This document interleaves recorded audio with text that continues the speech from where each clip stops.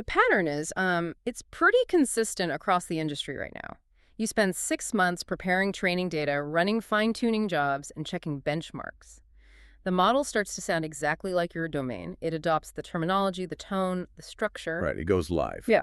And the hallucination rate on domain-specific factual queries is roughly what it was before. It Yeah. speaks the language, it still gets the facts wrong. Which is the more expensive version of the problem. This isn't a data quality issue or an implementation failure. It is a consequence of what fine-tuning actually does versus what most projects assume it does. The standard logic dictates that if an organization trains a model on its data, the system learns those facts. They treat it like updating a database record. That reasoning misunderstands the fundamental mechanism of machine learning models. Because fine-tuning changes how a model behaves.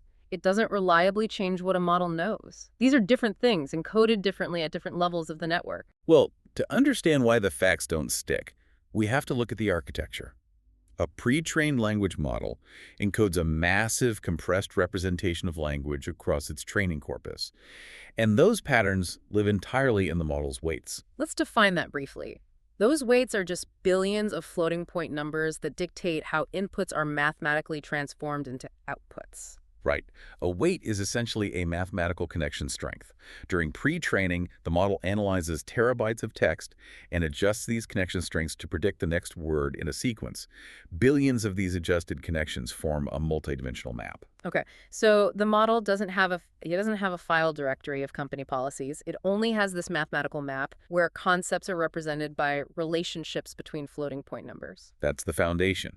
And fine-tuning uses that exact same mathematical map. You subject the model to a new data set, and gradient descent mathematically adjusts the existing weights to minimize prediction errors on the new data.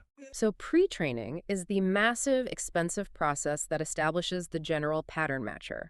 And fine-tuning simply takes those exact same weights as a starting point and nudges them toward a new training signal. There is no separate domain-specific layer added during this process. The intervention modifies the exact same entangled weights that encode everything the model already learned during pre-training. But people treat fine-tuning like plugging a new hard drive into a computer. They assume there's a discrete module for domain-specific facts that doesn't touch the base knowledge. You're saying that doesn't exist. That discrete location does not exist.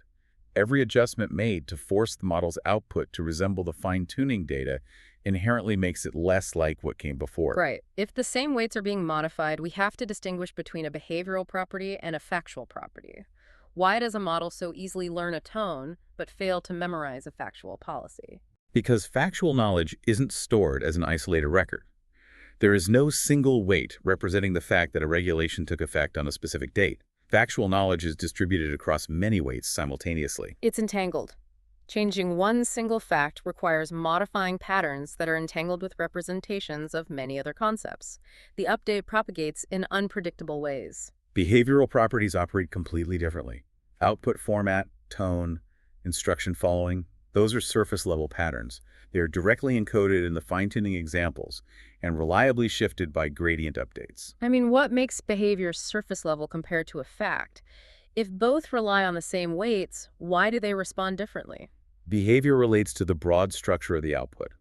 Formatting a response as a bulleted list or adopting a formal corporate tone requires recognizing structural patterns that apply regardless of the specific content being generated. So a model doesn't have to reorganize deep factual representations just to learn that every response should begin with an executive summary. It only needs to shift a structural pattern. Exactly. Fine-tuning on representative examples shifts that structural pattern reliably, which explains why fine-tuning improves behavioral consistency while failing to improve factual reliability. The precision required for facts fundamentally conflicts with the interconnected nature of the weights. But organizations still try to force new facts in. There's a 2024 study by Gekhman and colleagues that measured this exact approach. The findings are highly counterintuitive for deployment teams. They demonstrated that fine-tuning examples that introduce new factual knowledge are learned significantly more slowly than examples consistent with existing knowledge. How did they actually measure the difference in absorption there? They divide their fine-tuning dataset. One portion contained facts the model already knew from pre-training. The other contained entirely new, unseen facts. The model integrated the known facts very efficiently. But it struggled to update its weights for the new unseen facts. It actively resisted the new information. The mathematical updates required to encode the new facts were at odds with the representations established during pre-training. Right. The network resists the integration of conflicting data. You are asking the model to create new patterns in a weight space that is already organized around something else. But if that's true, what is the mechanical effect when those new facts are eventually forced into the network? Because you can push the error rate down if you run enough continuous training cycles. As the new facts are absorbed, they linearly increase the model's tendency to hallucinate elsewhere.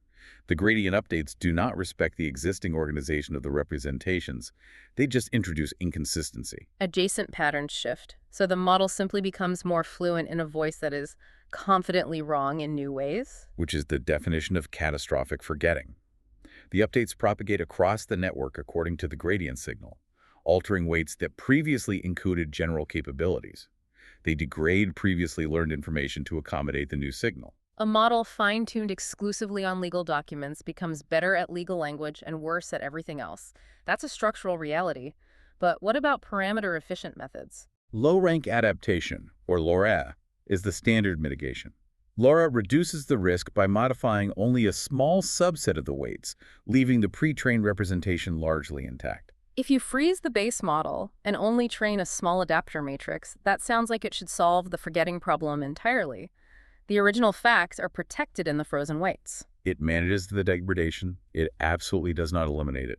The research explicitly shows that LoRa still exhibits significant forgetting compared to an unmodified base model. Okay, that changes the question. The fundamental trade-off between specialization and generality doesn't disappear just because you use LoRa. Any fine-tuning carries an inherent risk to factual accuracy. Right. If that risk is structural, the widespread organizational confidence prior to deployment requires a lot of scrutiny. Teams usually believe their models are highly successful right up until the moment they deploy them. And that confidence is a product of the data and evaluation traps. Fine-tuning is fundamentally a compression operation.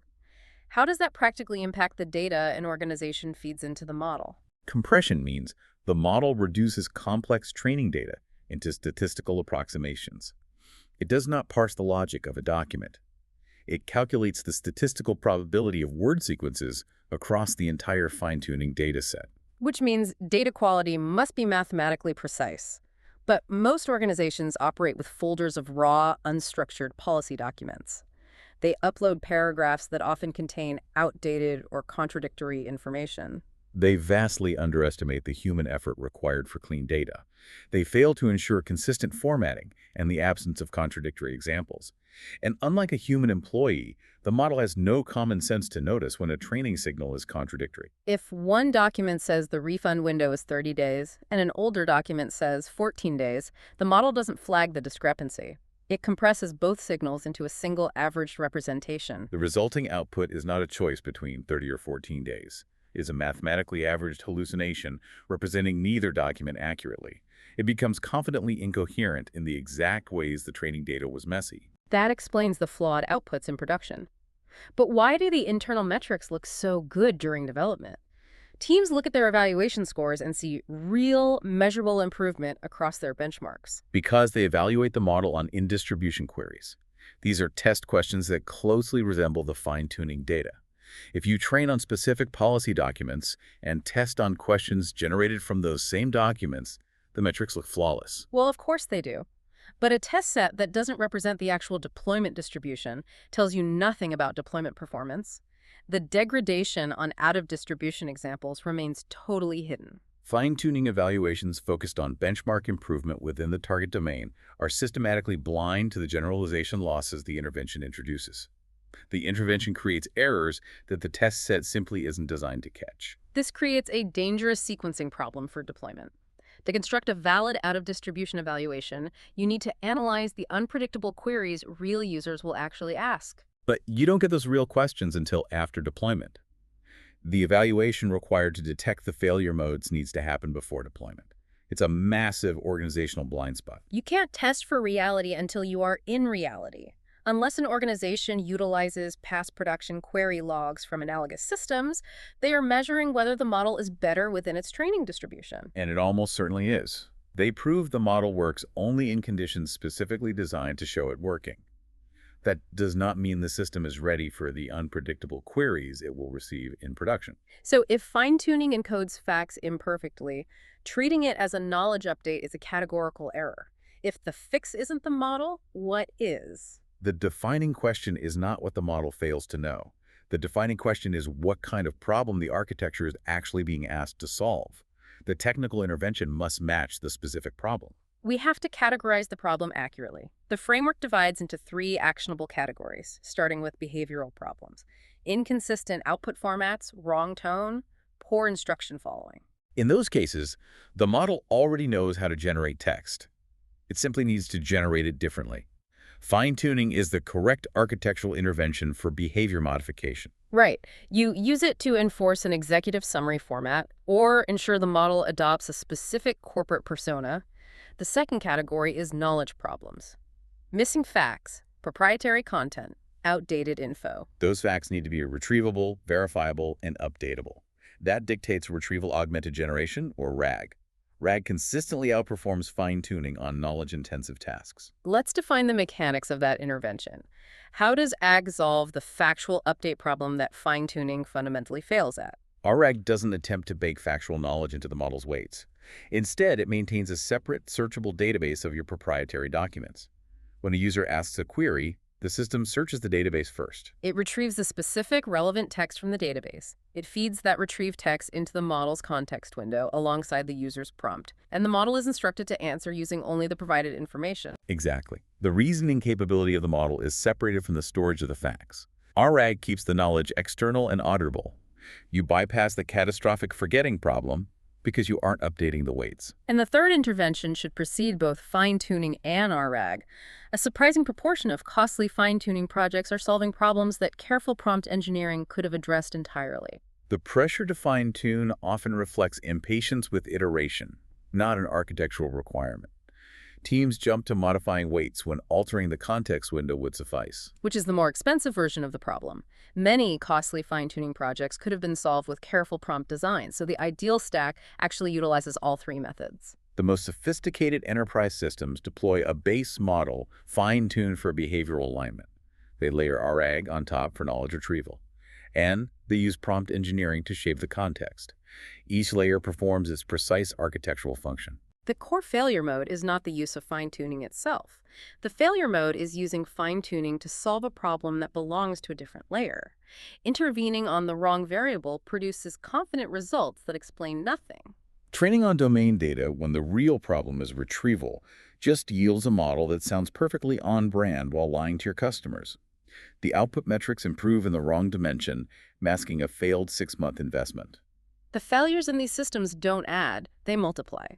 A model fine-tuned on domain data, retrieving from a poorly chunked corpus using a generalized prompt, compounds its errors at every sequential step. Discipline lies entirely in the diagnosis. Fine-tuning changes how a system behaves, but treating it like a database update for factual knowledge is an illusion. The intervention must strictly align with the architectural reality. Which brings us to the relevance for anyone making deployment decisions. Understanding this mechanistic difference is the difference between an expensive failed project and a trustworthy implementation. The model fundamentally does not know facts the way a human employee does. The field has to shift away from treating neural weights as reliable memory banks and toward building systems that rigorously verify their external retrieval.